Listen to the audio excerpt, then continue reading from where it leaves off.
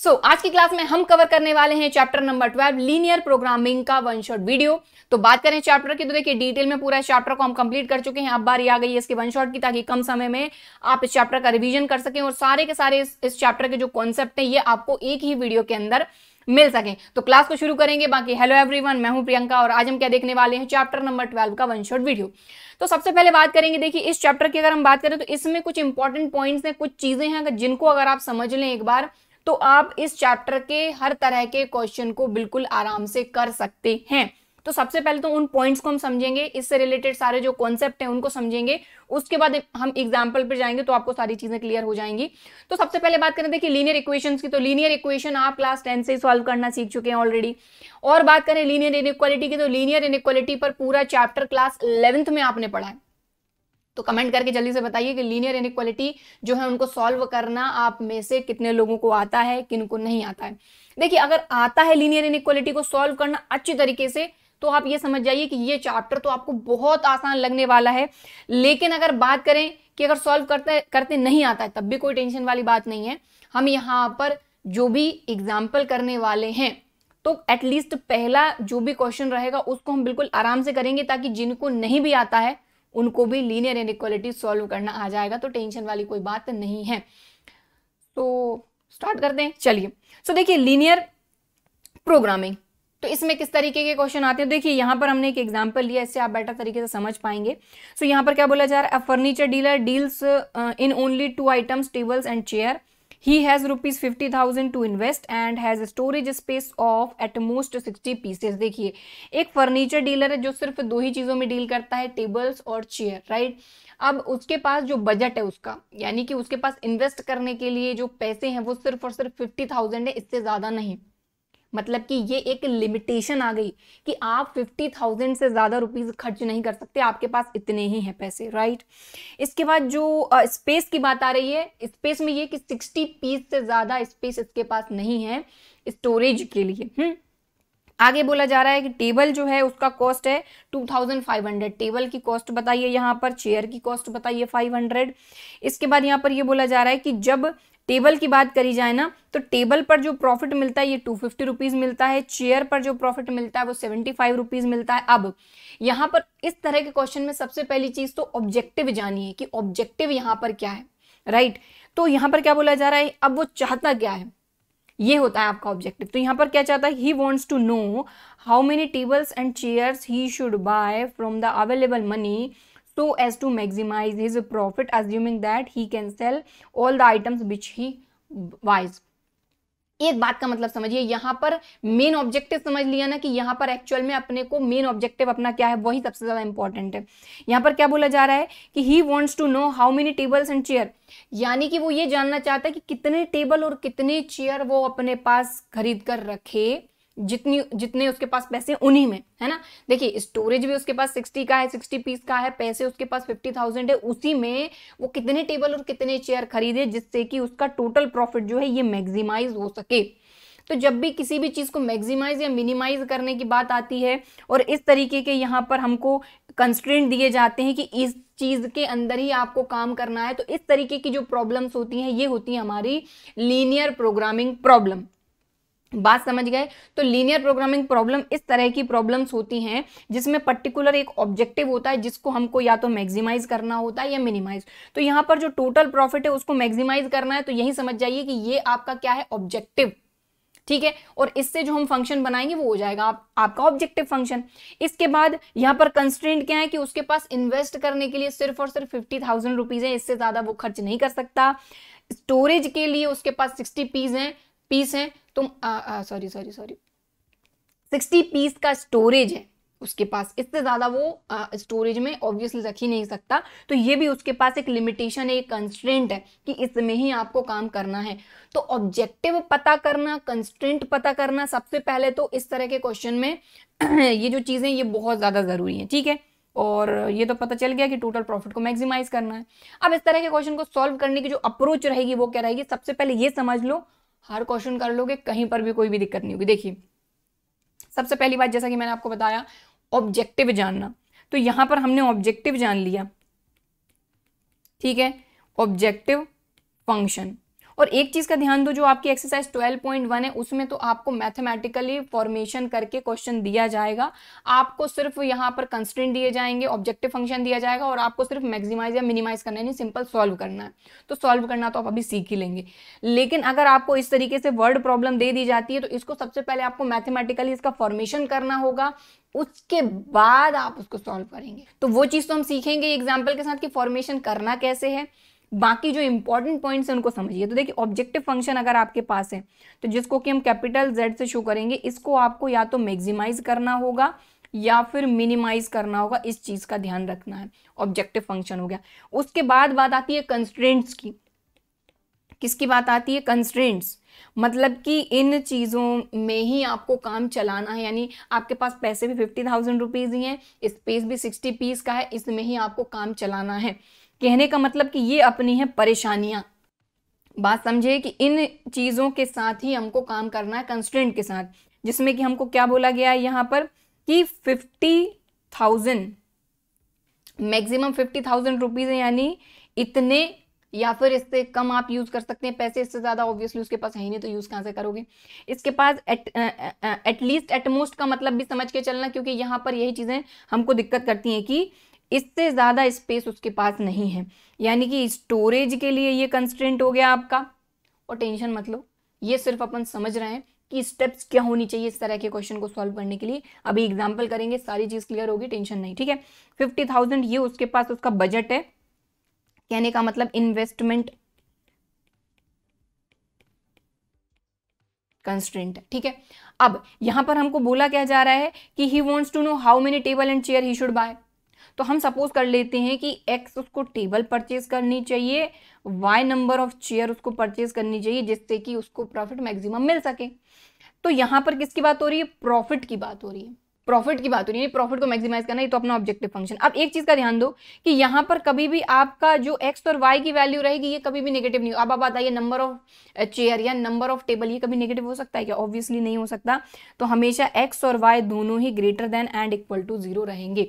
तो ये वाला जो कंस्टेंट है ये तो हमेशा आप समझ लीजिए, हर क्वेश्चन में आपको लेना ही लेना है। तो इतनी बात समझ में आ गई। सबसे पहले अपने को ऑब्जेक्टिव फंक्शन अपना देखना है, दूसरी चीज कंस्टेंट। ये दो चीजें समझ में आ गई, ये पहली चीज, ये दूसरी चीज। तीसरी चीज क्या है?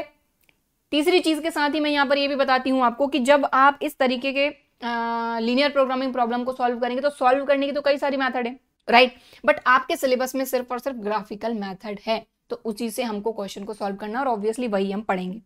तो अब क्या करना है, ये जो कंस्ट्रेंट है आपके, ये क्या आ जाएंगे आपके, आप देखो इनइक्वालिटी आएंगी आपकी ये। तो इनइक्वालिटी को सॉल्व करना आना चाहिए, इनइक्वालिटी का सॉल्यूशन फाइंड करो। जो भी इनइक्वालिटी का सॉल्यूशन आएगा वही आपका फीजिबल रीजन रहेगा।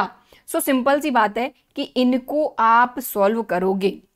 सॉल्व करोगे किसको? लीनियर इनइक्वालिटीज को। बात समझ में आई? ये जो कंस्ट्रेंट आपके यहाँ है यही तो आपकी लीनियर इनइक्वालिटीज रहेंगी। इनको आप क्या करोगे? सॉल्व करोगे। सॉल्व करने के बाद आपको एक सॉल्यूशन मिलेगा लीनियर इनइक्वालिटी का। अब वो जो सॉल्यूशन है ये बाउंडेड भी आ सकता है और अनबाउंडेड भी आ सकता है। तो यहां से चीजें थोड़ी सी अलग होंगी। अब आपका जो भी सॉल्यूशन आएगा, जिसको कि हम क्या कहते हैं, अपना फीजिबल रीजन, ध्यान से समझिएगा, फीजिबल रीजन जो कि अपना लीनियर इनइक्वालिटी का सॉल्यूशन रहेगा, वो आपका बाउंडेड भी आ सकता है, राइट, एक मिनट, बाउंडेड आ सकता है या फिर अनबाउंडेड आ सकता है। ये दो चीजें हो सकती हैं फीजिबल रीजन में, बाउंडेड या अनबाउंडेड। अब अगर बाउंडेड आता है, जैसे कि मान लो थोड़ा सा फिगर से मैं समझाती हूँ आपको कि इस तरीके से ये अपना एक्स एक्सेस वाई एक्सेस है, ठीक है, इस तरीके से ये आपकी एक लाइन गई, इस तरीके से आपकी ये लाइन गई, ठीक है, और सॉल्यूशन लेट सपोज कि देखो इस तरीके से मैंने इसको शेड कर दिया, ये आपका बाउंडेड रीजन इसी तरीके का आएगा, तो ये आपका सॉल्यूशन आ गया।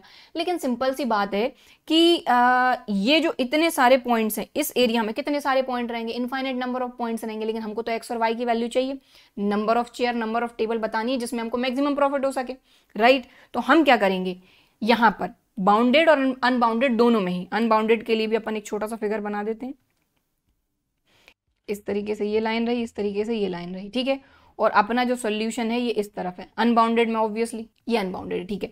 सो अब बाउंडेड अनबाउंडेड दोनों की ही अगर बात करें तो अगर यहाँ पर देखें तो यहाँ पर भी इनफाइनाइट नंबर ऑफ पॉइंट्स हैं, यहाँ पर भी इनफाइनाइट नंबर ऑफ पॉइंट्स हैं, लेकिन हमारी एक्स और वाई की वैल्यू क्या होगी? तो उसके लिए हम लगाते हैं यहाँ पर corner point method. Corner point method मतलब कि ये जो बाउंड्री रीजन है इनके कॉर्नर पॉइंट उठा लो, ये रहा एक कॉर्नर पॉइंट, ये रहा एक कॉर्नर पॉइंट, ये रहा एक कॉर्नर पॉइंट। तो इन कॉर्नर पॉइंट पर हम हमारे ऑब्जेक्टिव फंक्शन की वैल्यू फाइंड करते हैं। और जो भी अगर आपसे मैक्सिमम पूछा है तो जो मैक्सिमम वैल्यू आई है वो बता दो कि ये मैक्सिमम है, जो मिनिमम है वो मिनिमम है, यानी z की वैल्यू हम फाइंड करते हैं, कॉर्नर पॉइंट मेथड लगाते हैं, कॉर्नर पॉइंट मेथड, ठीक है। और अनबाउंडेड में भी यही लगती है, कॉर्नर पॉइंट मेथड, जिससे आपको z की कुछ अलग अलग वैल्यू मिलती हैं। अगर आपसे मैक्सिमम पूछा है तो उसमें से जो मैक्सिमम वैल्यू वो मैक्सिमम हो गई, जो मिनिमम पूछा है वो मिनिमम हो गई, ठीक है। तो देखो एक चीज का ध्यान दो कि अनबाउंडेड में तो आपका आंसर आ जाएगा इसके बाद, लेकिन अनबाउंडेड में जो भी आपकी मैक्सिमम या मिनिमम वैल्यू आई है, जो भी है मैक्सिमम या फिर मिनिमम, राइट, जो वैल्यू आई है उसको हम मैक्सिमम या मिनिमम कह नहीं सकते, उसको हमको वेरीफाई करना होगा। यानी कि इसके बाद हमको एक स्टेप और करनी पड़ेगी, हमको इसको वेरीफाई करना होगा। और वेरीफाई करने के लिए क्या करना रहेगा? अगर मान लो आपसे मैक्सिमम वैल्यू पूछी है तो हमको ड्रॉ करना पड़ेगा, किसके लिए? मैक्सिमम के लिए हमको ड्रॉ करना पड़ेगा z is greater then m। और अगर मान लो मिनिमम वैल्यू पूछी है तो मिनिमम के लिए हमको ड्रॉ करना पड़ेगा z is less then m।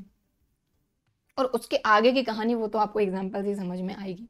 बात समझ में आ गई कि यहाँ पर क्या है? सबसे पहले आप अपने ऑब्जेक्टिव का ध्यान दो। ऑब्जेक्टिव क्या है यहाँ पर? ठीक है, क्लियर कि यहाँ पर हमसे पूछा है कि टोटल प्रॉफिट जो है वो मैक्सिमाइज होना चाहिए, ये अपना ऑब्जेक्टिव हो गया, ठीक है। तो इसको अपने को मैक्सिमाइज करना है। फिर कंस्ट्रेंट, यानी कि इतनी इतनी चीजें हैं, इससे ज्यादा नहीं हो सकती या इससे कम नहीं हो सकती, तो वो अपने कंस्ट्रेंट हो गए, ठीक है। कंस्ट्रेंट जो है इनका सोल्यूशन फाइंड करो, मतलब कि लीनियर इनइक्वालिटीज का सॉल्यूशन फाइंड करो, जिसको कि हम कहते हैं फीजिबल रीजन। तो ग्राफिकल मेथड है आपके सिलेबस में, तो ग्राफिकल मेथड से आप अपना फीजिबल रीजन फाइंड कर लो। अब बाउंडेड में कुछ नहीं है, कॉर्नर पॉइंट मेथड लगाओ, जो भी पूछा है मिनिमम मैक्सिमम वैल्यू आ गई, काम खत्म। लेकिन अनबाउंडेड में कॉर्नर पॉइंट मेथड तो आप लगाओगे ही, लेकिन कॉर्नर पॉइंट पे आपको एक वैल्यू मिलेगी मिनिमम या मैक्सिमम, उसको हम मिनिमम मैक्सिमम कह नहीं सकते। किस कंडीशन में? उसको क्योंकि हमको वेरीफाई करना होगा। अगर होगी तो यही कॉर्नर पॉइंट पर ही मिलेगी तो कॉर्नर पॉइंट पर ही मिलेगी, या फिर एग्जिस्ट ही नहीं करेगी, ठीक है। तो उसको वेरीफाई करने के लिए हमको ड्रॉ करना पड़ेगा। मैक्सिमम के लिए अलग लाइन रहेगी, मिनिमम के लिए अलग। मैक्सिमम के लिए z is greater then m, minimum के लिए z is less then m। z क्या है आपका? Objective function, capital M maximum, small m minimum. बात समझ में आ गई? अब एक चीज और ध्यान दो कि जब भी ये लाइन ड्रॉ होगी, ये हो जाए या फिर ये लाइन ड्रॉ होगी, ये आपकी डॉटेड लाइन ड्रॉ होगी। क्लास 11 में पढ़ चुके हैं, क्योंकि ये हमारी जो इनइक्वालिटी है, आप खुद क्लियर देख रहे हैं कि ग्रेटर या लेस के साथ इक्वल नहीं है, राइट। अगर इसके साथ इक्वल रहेगा तो सीधी लाइन ड्रॉ करो, लेकिन क्योंकि यहाँ पर आप खुद देख रहे हैं सिर्फ ग्रेटर अकेला है, तो ये डॉटेड लाइन ड्रॉ होगी, ठीक है। तो आई होप कि इसमें जो मेन पॉइंट्स हैं ये आपको क्लियर हो गए होंगे। ये क्लियर हो गए तो आप किसी भी तरीके का क्वेश्चन आराम से बना लेंगे। बस मैथमेटिकली जो फॉर्मेशन आपको करना होगा क्वेश्चन का, वो आपको अच्छे तरीके से आना चाहिए। अगर मैथमेटिकली फॉर्मेशन दिया है तब तो कोई दिक्कत है ही नहीं, ठीक है। चलिए, सो इन चीजों का ध्यान रखना। ऑब्जेक्टिव फंक्शन, कंस्ट्रेंट से आप सॉल्यूशन फाइंड करो। बाउंडेड में कॉर्नर पॉइंट मेथड लगाओ, काम खत्म। अनबाउंडेड में भी कॉर्नर पॉइंट मेथड लगाओ, लेकिन उसको वेरीफाई करने के लिए ये या फिर ये ड्रॉ करना पड़ेगा, ठीक है। अब बात करेंगे कि इसमें आप किस तरीके की प्रॉब्लम्स देखेंगे यहां पर। तो या तो यहां पर प्रॉब्लम्स 3 टाइप की आप पढ़ेंगे। मैन्युफैक्चर प्रॉब्लम, बात समझ रहे हैं? यहां पर इस चैप्टर में आप मैन्युफैक्चर प्रॉब्लम पढ़ेंगे, ठीक है। सेकंड नंबर पे आप डाइट प्रॉब्लम पढ़ेंगे, यानी डाइट से रिलेटेड क्वेश्चंस रहेंगे। थर्ड आप पढ़ेंगे ट्रांसपोर्टेशन प्रॉब्लम। ओके, बात क्लियर हो गई? तो इस तरीके से 3 तरह की जो प्रॉब्लम्स हैं वो यहाँ पर आपको इस चैप्टर में देखने को मिलेंगी, ठीक है। तो आई होप कि ये बेसिक चीजें जो है ये क्लियर हो गई होंगी। बाकी की जो चीजें ये तो एग्जाम्पल से क्लियर होंगी, बिना एग्जाम्पल के ये चीजें क्लियर नहीं होने वाली, ठीक है। तो चलिए चलते हैं अपन एग्जाम्पल पे। सबसे पहला एग्जाम्पल हमने लिया है, ध्यान से समझिएगा, बिल्कुल आराम से, पहला एग्जाम्पल है, आराम से करेंगे। और एक चीज और कि अगर आपको कभी भी वीडियो स्लो लगता है तो आपके पास ऑप्शन है वीडियो की प्लेबैक स्पीड बढ़ाकर आप बिल्कुल आराम से देख सकते हैं वीडियो को फास्ट करके। चलो सबसे पहले हम इसको करते हैं। तो यहाँ पर क्या बोला जा रहा है, Reshma wishes to mix 2 types of food P and Q in such a way that the vitamin contents of the mixture contain at least 8 units of vitamin A and 11 units of vitamin B। देखो यहाँ पर ये diet problem है, क्यों? क्योंकि यहाँ पर food P और फूड Q के मिक्सचर की बात हो रही है, यानी कि हम क्या करेंगे, यहाँ पर 2 फूड हैं P और Q, इन दोनों को मिक्स करके हमको एक कोई नया ही फूड बनाना है, ठीक है। तो यहाँ पर वही बात हो रही है कि ये क्या करना चाह रही है, 2 टाइप के फूड को मिक्स करना चाह रही है, फूड P को और फूड Q को। और एक चीज का ध्यान रखो, जब भी आप इस तरीके के क्वेश्चन को कर रहे हो, खासकर इनको मैथमेटिकली इसका फॉर्मेशन कर रहे हो, तो टेबल बना लो, बेस्ट है। आराम से आप जो कंस्ट्रेंट्स हैं उनको फॉर्म कर लेंगे, आराम से आप अपना ऑब्जेक्टिव फंक्शन जो है वो आराम से फॉर्मेशन उसका कर लेंगे। चलिए, तो सबसे पहले 2 फूड है यहाँ पर, एक तो आपका कौन सा फूड है, फूड P, और दूसरा फूड है फूड Q, ठीक है। और उन्होंने 2 विटामिन की बात हो रही है, विटामिन A और विटामिन B, ठीक है। अब यहां पर क्या बोला जा रहा है कि वो इस तरीके से दोनों फूड को मिक्स करना चाह रही है जिससे कि जो मिक्सचर है, मिक्सचर भी है। देखो फूड P और फूड Q का यहां पर मिक्सचर की बात हो रही है। तो मिक्सचर में क्या बोला जा रहा है, मिक्सचर। बस यहां पर इन क्वेश्चन को थोड़ा सा 1-2 बार अच्छे से रीड कर लेना, ठीक है। और जब इस तरीके के क्वेश्चन आप ज्यादा से ज्यादा कर लोगे ना, प्रैक्टिस हो जाएगी ना, तो इतनी दिक्कत नहीं है, ठीक है। तो देखो मिक्सचर जो है, दोनों फूड का जो मिक्सचर है वो क्या कंटेन करना चाहिए, एटलीस्ट, एटमोस्ट, इन वर्ड्स को ध्यान से समझना है, ध्यान से देखना है। अगर इनमें गलती करी तो आपकी इनइक्वालिटी गलत हो जाएगी और क्वेश्चन भी गलत, ठीक है। तो क्या बोला जा रहा है, at least 8 units of vitamin A. Mixture में विटामिन ए जो है ये एटलीस्ट कम से कम 8 यूनिट्स तो होना ही चाहिए। तो एटलीस्ट 8 यूनिट्स विटामिन ए होना चाहिए मिक्सचर में, और एटलीस्ट 11 यूनिट्स विटामिन बी होना चाहिए। मिक्सचर की बात हो रही है, ठीक है। आगे क्या बोला जा रहा है, फूड पी जो है इसका कॉस्ट ये है, फूड क्यू का कॉस्ट ये है, ठीक है। तो दोनों का कॉस्ट भी लिख ही लेते हैं। तो कॉस्ट इसका है 60 rupees per, 1 minute, 60 rupees per KG, इसका है 80 रुपीज पर केजी। दोनों का जो कॉस्ट है वो है, देखो फूड पी का कितना है 60 रुपीज पर केजी, और फूड क्यू का कॉस्ट कितना है 80 रुपीज पर केजी, ठीक है, ठीक है, क्लियर। और यहां पर ध्यान देना, ऑब्जेक्टिव को सबसे पहले समझना, ऑब्जेक्टिव क्या है ना। चलो आगे चलते हैं अब अपन। फूड पी का क्या बोला जा रहा है, फूड पी का, इसमें विटामिन ए कितना है, 3 यूनिट पर केजी। अच्छा, फूड पी में विटामिन ए कितना है, ये हमको बोला है 3 यूनिट्स पर केजी। तो ये हो गया 3 यूनिट्स पर केजी, ठीक है। और विटामिन बी कितना है, 5 यूनिट्स पर केजी, ठीक है।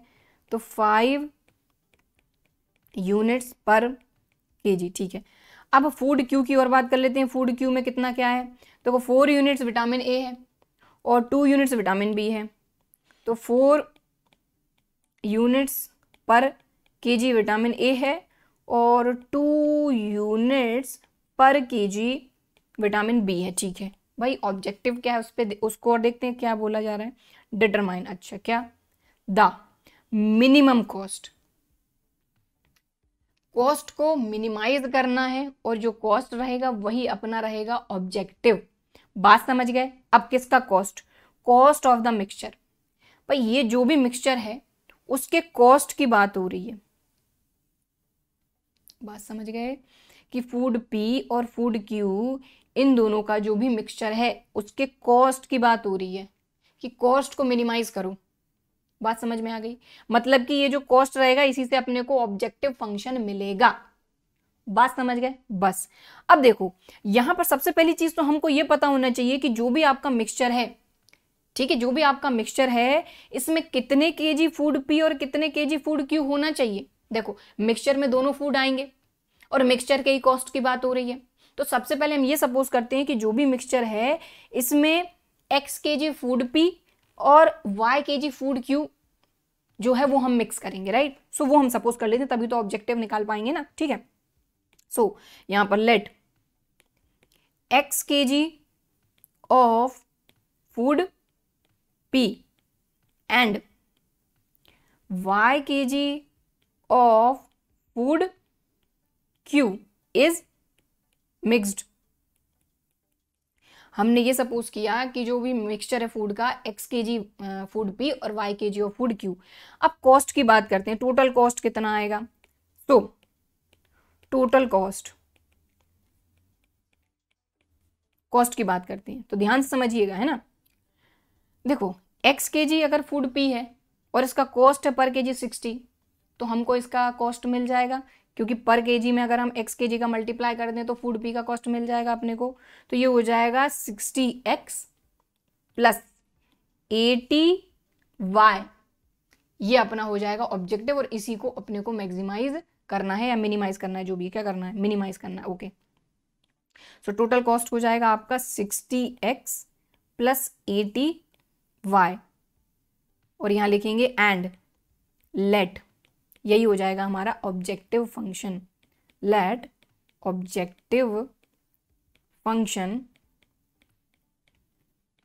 z equal to 60x plus 80y, जिसको कि हमको क्या करना है, मिनिमाइज करना है।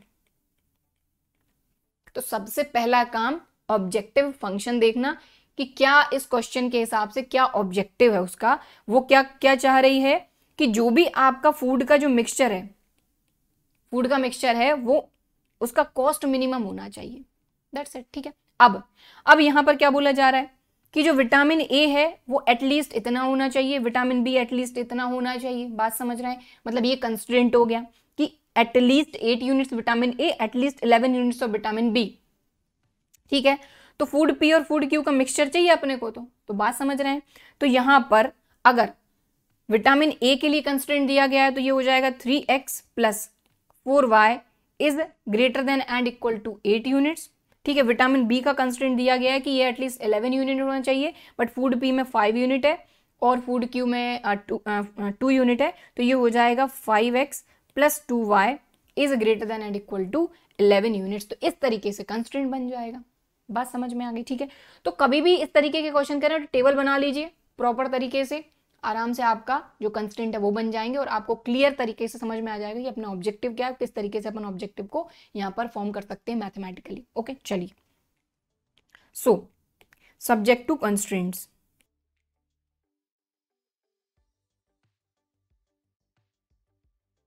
ठीक है, ये विटामिन ए का कंस्ट्रेंट है। ओके, विटामिन बी का भी कंस्ट्रेंट है, थोड़ा सा शॉर्टकट में लिख रही हूं मैं, कंस्ट्रेंट ऑफ विटामिन बी। तो विटामिन बी की अगर बात करें तो हमको क्या बोला गया है कि एटलीस्ट 11 यूनिट्स होना चाहिए।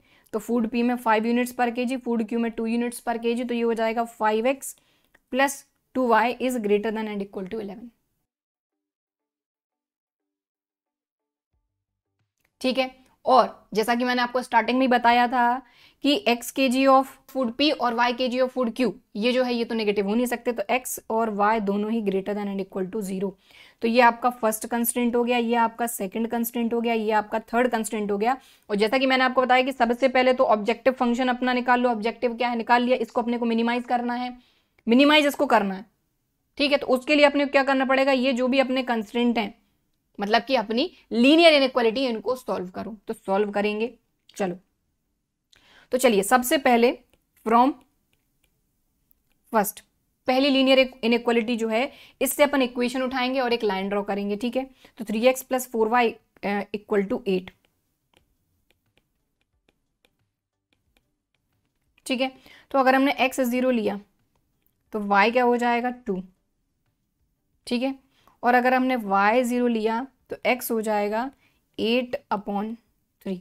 अब 8/3 की बात करें तो 8 से आप 8 में 3 से डिवाइड करिए तो 3 2 जार ये 6 हो जाएगा, यहाँ 2 बचेगा, यहाँ डेसिमल लगेगा, ये 0 हो जाएगा, 3 6 जार 18 और 2.66 एंड सो ऑन आ ही जाएगा, क्योंकि अपने को डेसिमल नंबर तो चाहिए, ठीक है। चलो, सो ये अपनी पहली जो इनइक्वालिटी है उसके लिए अपन यहाँ पर एक लाइन ड्रॉ करेंगे और फिर देखेंगे इसका सोल्यूशन कहाँ है, ठीक है। और इसके बाद दूसरा वाला जो है उसको भी उठा ही लेते हैं, फ्रॉम सेकंड। ठीक है, तो सेकंड वाली इनइक्वलिटी को उठाते हैं, तो 5x प्लस का 2y इक्वल टू 11। ठीक है, तो ये x अगर 0 रखते हैं तो y क्या आ जाता है अपना 11/2, और अगर y 0 रखते हैं तो x आ जाता है 11/5। ओके, तो देखिए ये हो जाएगा आपका 2 5 जार 10, 2 5 जार 10। ठीक है, ये हो जाएगा आपका 5 2 जार 10, 5 2 जार 10, 2.2। ठीक है, चलिए अब ड्रॉ करते हैं इन दोनों को। ठीक है, लाइन को ड्रॉ करेंगे। ठीक है, चलिए तो अब ड्रॉ करते हैं इसको। तो ध्यान दें, x0 y2, तो x0 y2 तो ये पॉइंट रहा अपना, तो ये वाला पॉइंट। ठीक है, और इसके बाद x 2.66 y0, x 2.66 यहाँ कहीं होगा, और y0 तो ये रहा पॉइंट अपना, तो ये आ गया। दोनों को ज्वाइन कर देंगे फटाफट से। ओके, तो अब एक चीज का ध्यान देना है कि कभी भी जब भी आप लाइन को ड्रॉ कर रहे हैं, सबसे पहले लाइन को मेंशन करिए, उन पॉइंट्स को मेंशन करिए।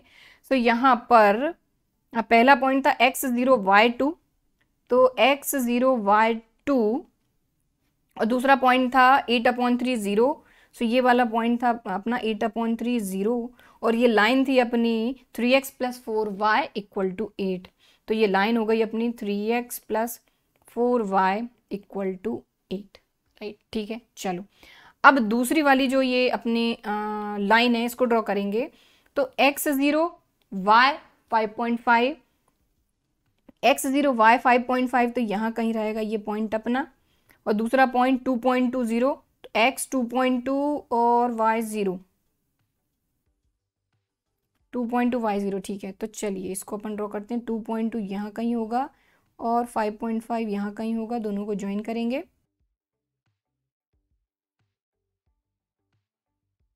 ओके, चलो सो पॉइंट्स को मेंशन करेंगे और लाइन को मेंशन कर देंगे। सो ये जो हमारी लाइन है ये है 5x प्लस का 2y इक्वल टू 11। पहला पॉइंट था 0 5.5, तो यहाँ पर जो पॉइंट है ये 0 5.5 मतलब कि 11/2, और दूसरा पॉइंट है 11/5, 11/5, 0। ठीक है, चलो अब हमको ये देखना है कि जो हमारा फीजिबल रीजन है ये क्या है। तो फीजिबल रीजन के लिए सबसे सिंपल सी चीज है, यहाँ पर क्या है, इनइक्वालिटी को देख के हमको क्लियर हो जाना चाहिए। ये क्या है, सॉल्यूशन आपका greater than and equal to 8। कहने का मतलब ये होगा कि जो सॉल्यूशन है ये इस तरफ होगा। बट फिर भी अगर चेक करना तो सिंपल तरीका क्या है कि भाई ओरिजिन से आप चेक कर लो। तो यहाँ पर देखो, अगर हम इस इनइक्वालिटी की बात करें, कहाँ गई ये वाली इनइक्वालिटी की हम बात करें, इस वाली इनइक्वालिटी की, तो इसमें x और y की जगह पे 0 0 रख के देखो। तो अगर आप 0 रखोगे तो 0 is greater than and equal to 8 आ जाएगा, यहाँ पर 0 is greater than and equal to 11 आ जाएगा। आप खुद बताइए क्या 0 8 से बड़ा है या 11 से बड़ा है? नहीं है। कहने का मतलब ये हो गया कि यहाँ जो है ये जो ओरिजिन है ये इसका सोल्यूशन है, मतलब इस तरफ सोल्यूशन नहीं है, सोल्यूशन है इस तरफ, मतलब फिजिबल रीजन इस तरफ। तो यहाँ पर इसको थोड़ा सा हाईलाइट करेंगे हम।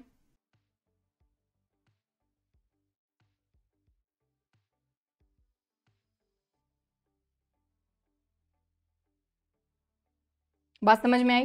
तो इस तरीके से इस तरफ देखें तो ये अपना फिजिबल रीजन है, और आप देखेंगे जो फिजिबल रीजन है ये अनबाउंडेड है, मतलब कि पहले एग्जांपल में आपको अनबाउंडेड का कॉन्सेप्ट एकदम क्लियर हो जाएगा, कोई टेंशन वाली बात नहीं है। ठीक है, तो यहाँ पर सबसे पहली चीज तो हमने ये देखी कि भाई जो फिजिबल रीजन आया है ये आपका अनबाउंडेड है, लेकिन अनबाउंडेड हो या बाउंडेड हो कॉर्नर पॉइंट मेथड तो लगानी है।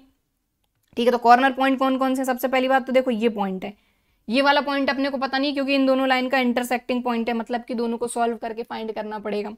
ठीक है, ये वाला पॉइंट अपने को पता है और ये वाला पॉइंट अपने को पता है। कॉर्नर पॉइंट मेथड लगाने के लिए ये पॉइंट अपने को पता करना पड़ेगा, ये वाला दोनों का इंटरसेक्टिंग पॉइंट। देखो तो देखो एक पॉइंट तो ये हो गया आपका, ठीक है, जो कि है अपना 8/3 0।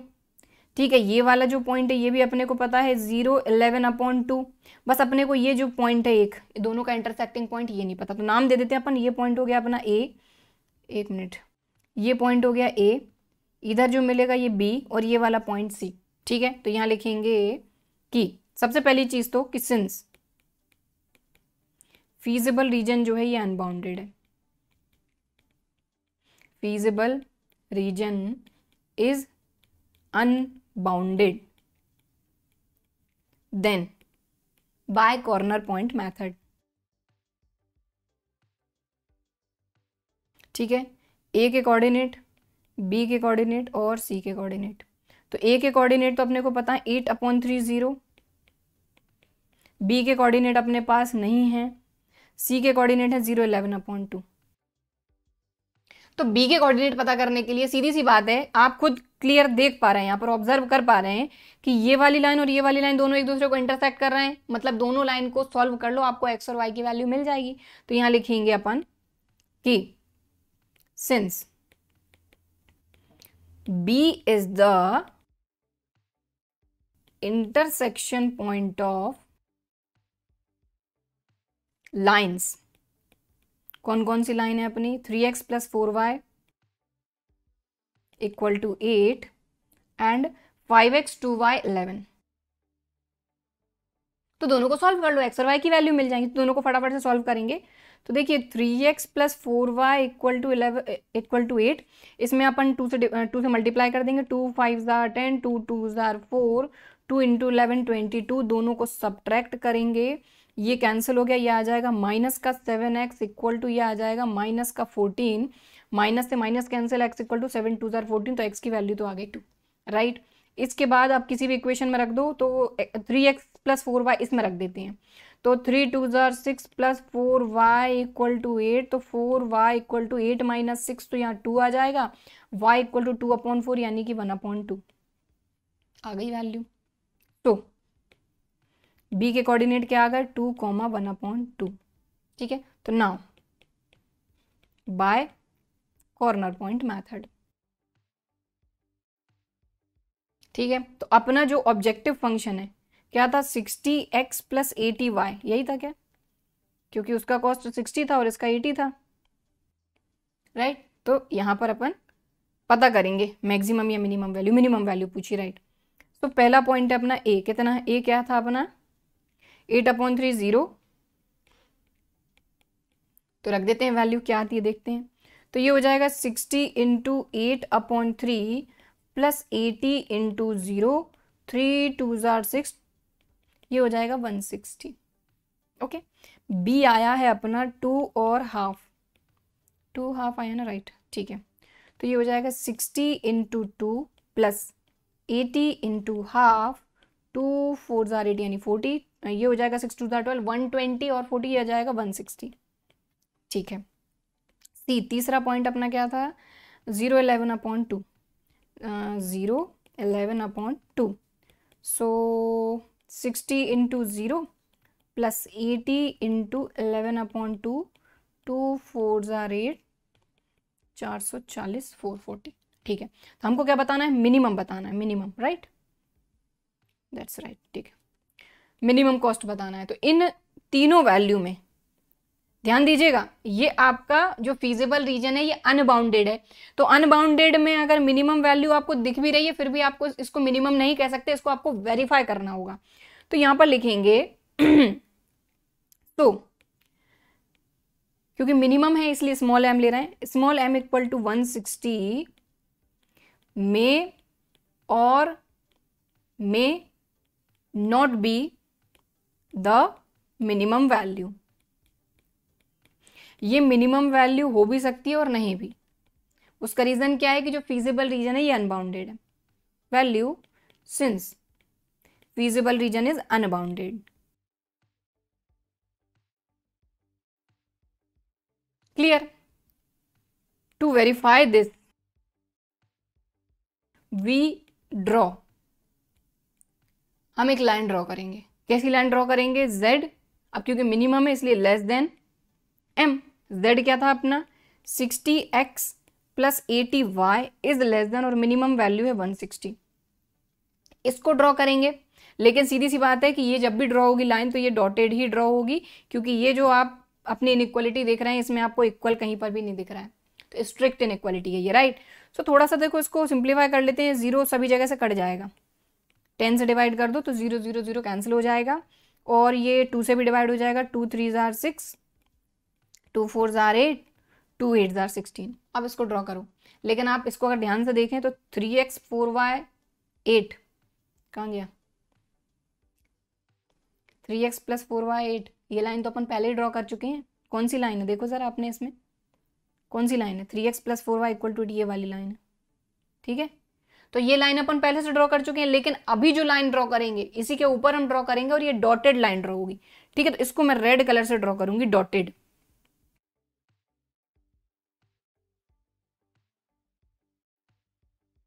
थोड़ी बहुत बात समझ में आई। इसको हमने इसी के ऊपर ड्रॉ करा, लेकिन डॉटेड।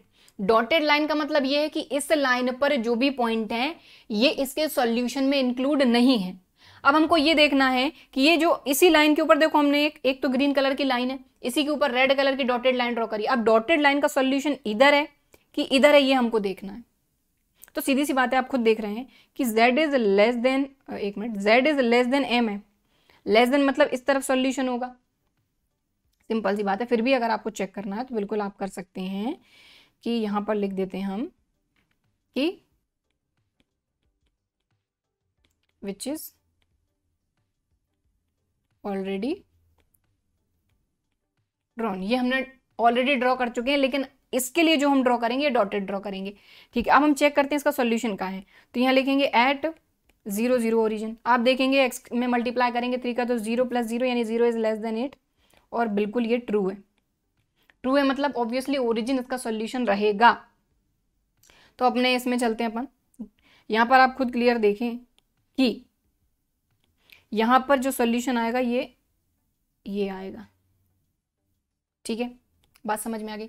अब यहां पर ये हम क्यों चेक करते हैं कि जो हमारी डॉटेड लाइन ड्रॉ हुई है इसका सॉल्यूशन इधर है कि इधर है, क्योंकि अब यहां पर भी समझिए कि ये मिनिमम वैल्यू होगी कि नहीं। ये मिनिमम वैल्यू होगी। क्यों होगी?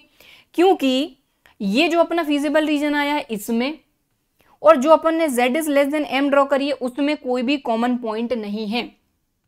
बात समझिए। अगर यहां पर देखो ये जो लाइन अपन ने ड्रॉ करी है, ये अपन ने रेड वाली डॉटेड ड्रॉ करी इसी के ऊपर, क्योंकि सेम लाइन आ रही थी, ठीक है। तो ये जो डॉटेड लाइन है, डॉटेड मतलब इस लाइन पे जो पॉइंट है वो इसमें इंक्लूड नहीं है। कहने का मतलब कि यहां पर इस फीजिबल रीजन में और z is less then m में कोई भी पॉइंट कॉमन नहीं है, इसीलिए जो 160 है ये अपनी मिनिमम वैल्यू होगी। अगर इसमें और इसमें कोई भी एक सिंगल पॉइंट भी कॉमन हो जाता तो यहां पर मिनिमम वैल्यू एग्जिस्ट नहीं करती, मतलब कोई मिनिमम वैल्यू होती ही नहीं। बात समझ में आ गई। तो इस तरीके से हम वेरीफाई करेंगे कि जो भी मिनिमम वैल्यू आई है वो मिनिमम है या नहीं।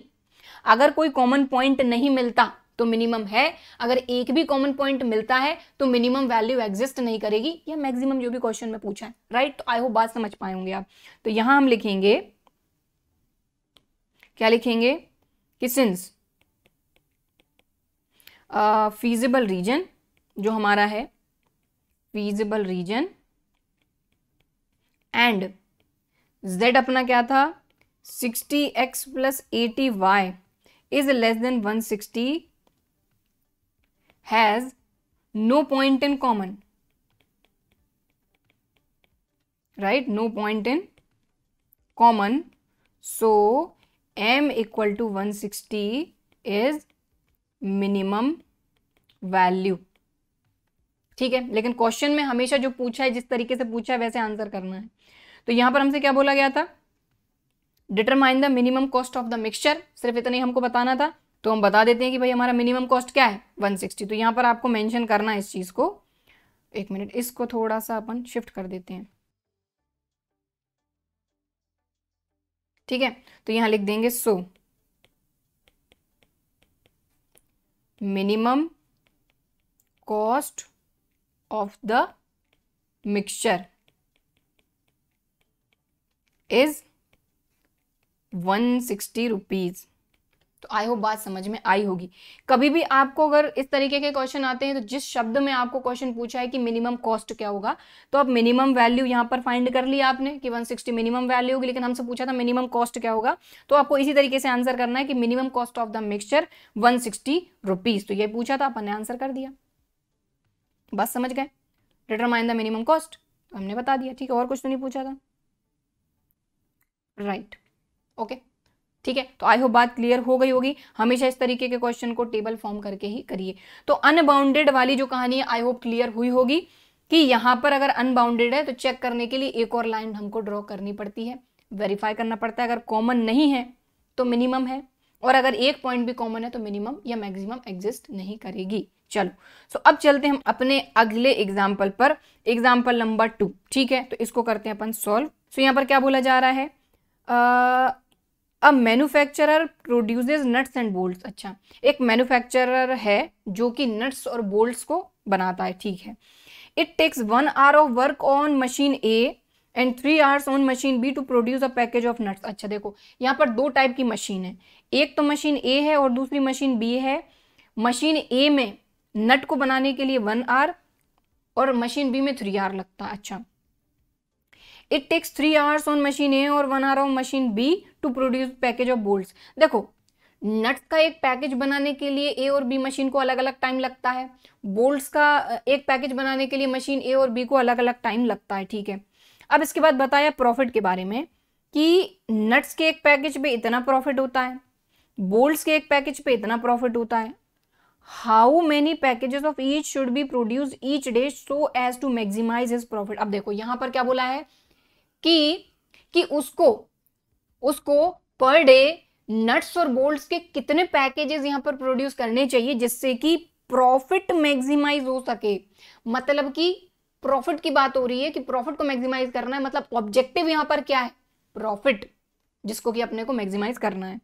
If you operates this machine for at most 12 hours a day. अच्छा देखो, मतलब कि क्या बोला जा रहा है कि एक दिन में सबसे ज्यादा यानी एटमोस्ट 12 hours अ डे, एक दिन में एटमोस्ट यानी ज्यादा से ज्यादा 12 घंटे अगर जो मशीन्स हैं वो ऑपरेट करते हैं तो मतलब ये कंस्ट्रेंट हो गया, यानी इससे ज्यादा मशीन्स नहीं चल सकती एक दिन में।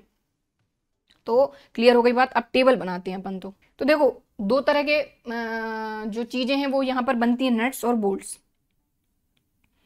तो नट्स और बोल्ट्स, ठीक है, पैकेज ऑफ नट और पैकेज ऑफ बोल्ट। ठीक है, और दो मशीन है अपने पास, मशीन ए और अपनी मशीन बी। ठीक है, अब बात करते हैं कि मशीन ए को 1 hour लगते हैं किसमें, नट्स के एक पैकेज को बनाने में। तो 1 hour लेती है मशीन ए और 3 hour लेती है मशीन बी। 1 hour मशीन ए, 3 hour मशीन बी, किसके लिए, एक पैकेज ऑफ नट बनाने के लिए।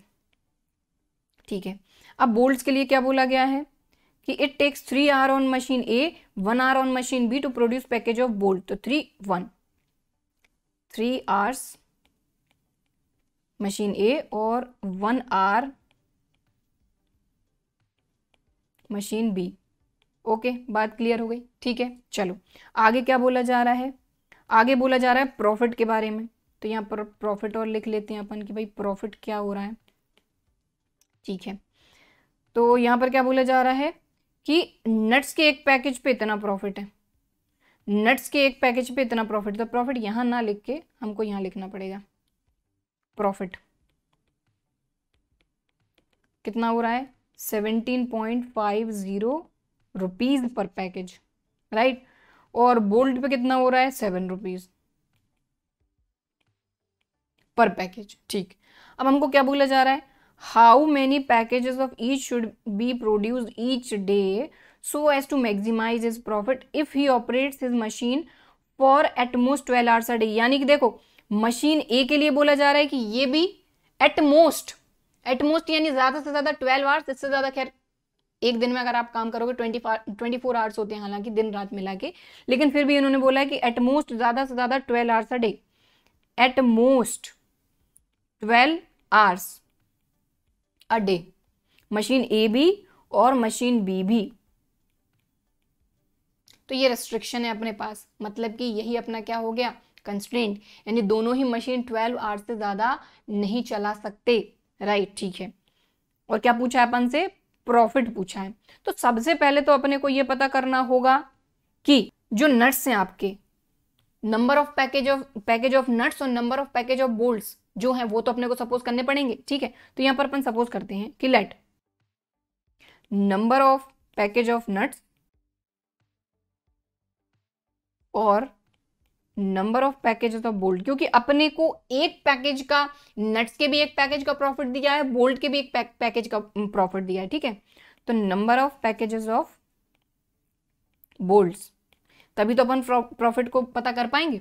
तो ये अपन ने एक्स सपोज कर लिया, ये अपन ने वाई सपोज कर लिया। ठीक है, क्लियर। ठीक है, अब अपने से क्या बोला है, मैक्सिमाइज हिज प्रॉफिट। तो ये जो प्रॉफिट है यही अपना क्या है, ऑब्जेक्टिव। ठीक है, तो यहां लिखेंगे सो मैक्सिमम प्रॉफिट क्या हो जाएगा, देखो ध्यान दो, नंबर ऑफ पैकेज, नट्स के कितने पैकेज हैं, एक्स, और एक पैकेज पे इतना प्रॉफिट हो रहा है नट्स पे, तो 17.50x, बात समझे। और बोल्ट पे, बोल्ट के एक पैकेज पे number of package of bolt y है और इस पे प्रॉफिट कितना हो रहा है, 7 रुपीज, तो हमको बोल्ट का जो है वो प्रॉफिट मिल जाएगा। तो ये हो जाएगा आपका 7y। ठीक है, क्लियर। तो ये हो जाएगा अपना ऑब्जेक्टिव फंक्शन। लेट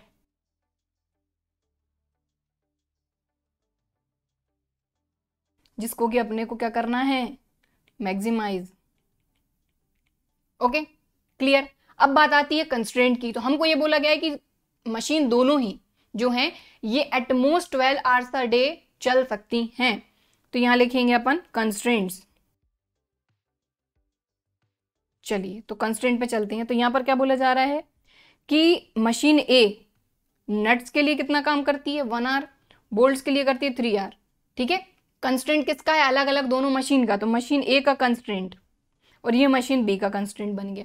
कहने का मतलब x plus 3y is less than and equal to 12 hours, यानी कि ज्यादा से ज्यादा 12 आवर काम करती है। तो क्या हो जाएगा, x प्लस 3y, तो ये हो जाएगा x plus 3y is less than and equal to 12, क्योंकि ज्यादा से ज्यादा 12 आवर ही काम कर सकती है मशीन ए। तो यहां लिखेंगे कंस्ट्रेंट मशीन ए।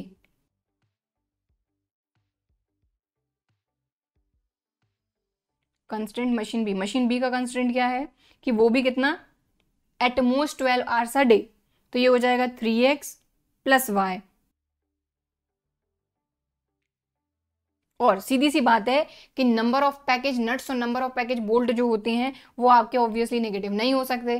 तो ये तो मैंने आपको स्टार्टिंग में समझा दिया कि x और y दोनों ही greater than and equal to 0 रहेंगे। तो ये तीसरा कंस्ट्रेंट हो गया, ये पहला कंस्ट्रेंट, ये दूसरा कंस्ट्रेंट और ये तीसरा कंस्ट्रेंट।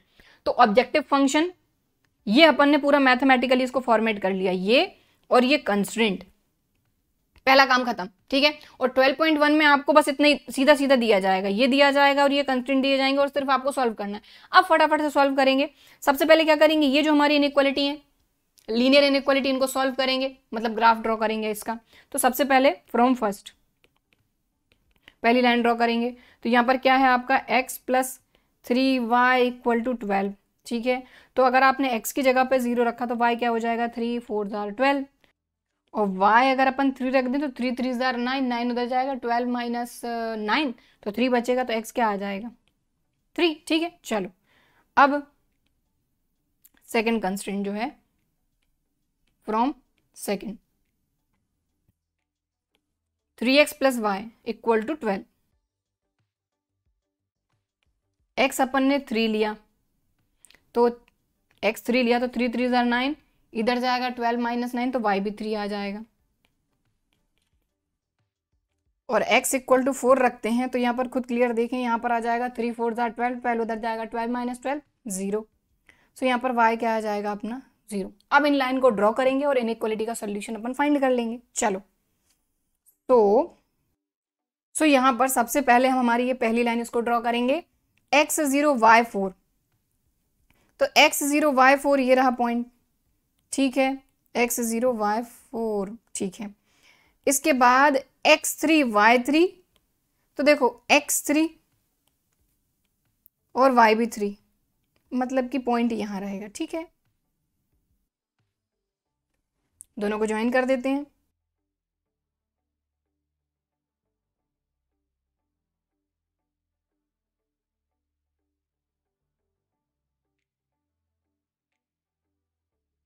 ओके, तो लाइन को अपन ने यहाँ पर ड्रॉ भी कर दिया, साथ ही लाइन को भी मेंशन करना है और पॉइंट्स को भी मेंशन करना है। चलिए, तो ये वाली जो पहली लाइन है ये अपन ने ड्रॉ कर ली, और इसका सॉल्यूशन कहाँ है, यहाँ रहेगा कि यहाँ रहेगा, उसको चेक करने के लिए ओरिजिन से अपन देखेंगे।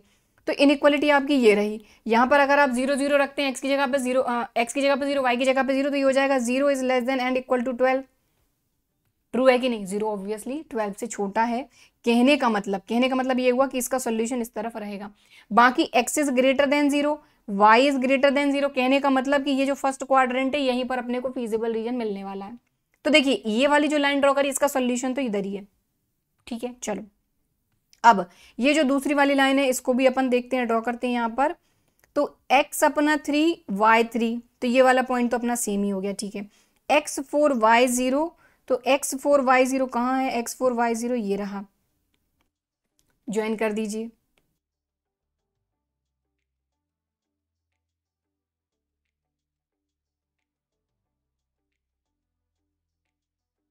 तो यहां पर भी हमने क्या करा, लाइन को मेंशन कर दिया, ये वाला पॉइंट मेंशन कर दिया, ये वाला पॉइंट तो था ही।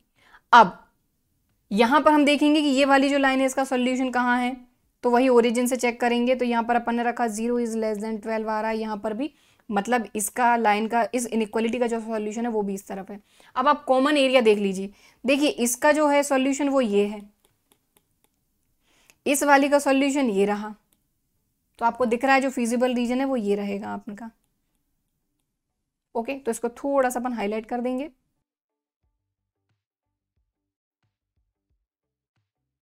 ओके, तो ये अपना फिजिबल रीजन आ गया और आपको क्लियर दिख रहा है कि ये बाउंडेड रीजन है। जब भी बाउंडेड रीजन आ गया मतलब समझ लो कि सारी चीजें अपनी आसानी है, उसमें कुछ भी दिक्कत नहीं है। तो बस यहाँ पर क्या करेंगे भाई, सॉल्यूशन तो इतना ये है अपना इनइक्वालिटी का, ठीक है। लेकिन यहाँ पर इतने सारे जो पॉइंट्स हैं ये तो अपना सॉल्यूशन, मतलब कि अगर देखा जाए इनइक्वालिटी का सॉल्यूशन अपना ये आ गया। तो यहाँ पर तो इनफाइनाइट नंबर ऑफ पॉइंट्स हैं, लेकिन अपने को चाहिए एक्स और वाई की वैल्यू, राइट। सो यहाँ पर हम क्या करेंगे, कॉर्नर पॉइंट मेथड लगाएंगे, ठीक है। सो यहां पर लिखेंगे कि वी ऑब्जर्व दैट जो फीजिबल रीजन है ये बाउंडेड है, फीजिबल रीजन, उसको नाम दे देते हैं अपन OABC is bounded, so by corner point method. बस बाउंडेड अगर रीजन आ गया तो कॉर्नर पॉइंट मेथड के बाद आपको कुछ भी नहीं करना है, आपका काम खत्म। तो ये हो गया पॉइंट, ये ओरिजिन तो आपका O है, ये हो गया आपका A, ये हो गया आपका B और ये हो गया आपका C। तो 403304,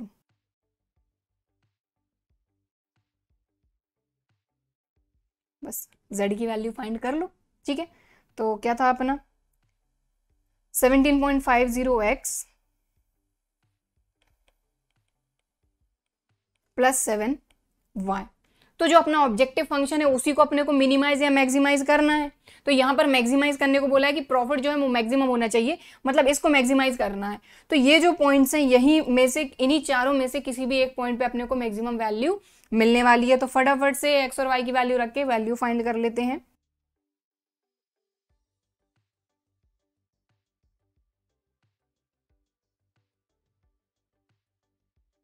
तो देखिए सारा का सारा सब कुछ हमने कैलकुलेट कर लिया, हमको बताना है मैक्सिमाइज करना है इसको।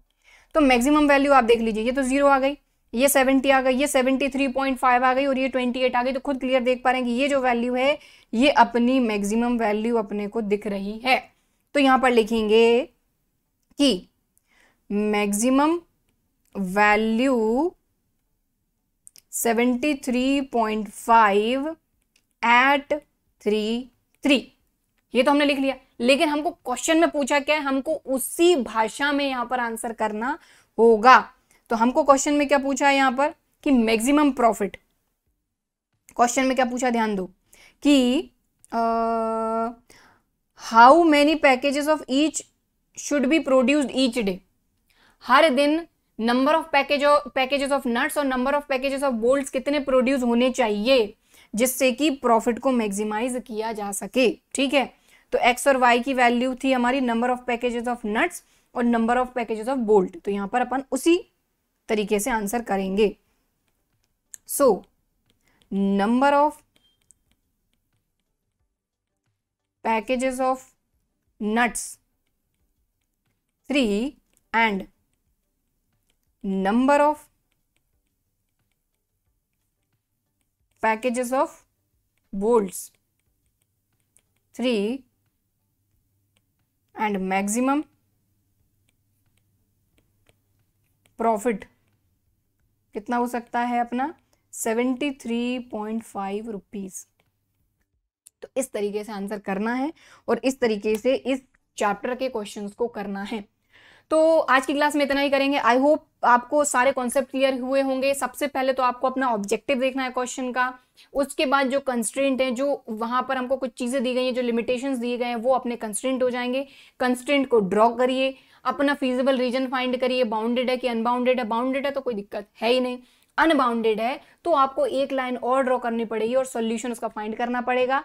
अगर कुछ कॉमन पॉइंट आते हैं तो मैक्सिमम या मिनिमम वैल्यू एग्जिस्ट नहीं करेगी, और अगर कोई पॉइंट कॉमन नहीं है तो जो भी वैल्यू आई है वही मिनिमम या मैक्सिमम वैल्यू होगी। ठीक है, तो ये पूरा जो था इस चैप्टर का सार था। तो आई होप कि सारी चीजें आपको क्लियर तरीके से समझ में आई होंगी, बाकी वीडियो भी पसंद आया होगा। और यहाँ तक अगर वीडियो देखा है तो ऑब्वियसली पसंद आया है तो लाइक जरूर करिएगा, शेयर जरूर करिए, और अगर अभी तक चैनल को सब्सक्राइब नहीं किया है तो चैनल को सब्सक्राइब जरूर करिए। तो चलिए फिर मिलते हैं अगले वीडियो में, तब तक के लिए बाय एंड थैंक यू।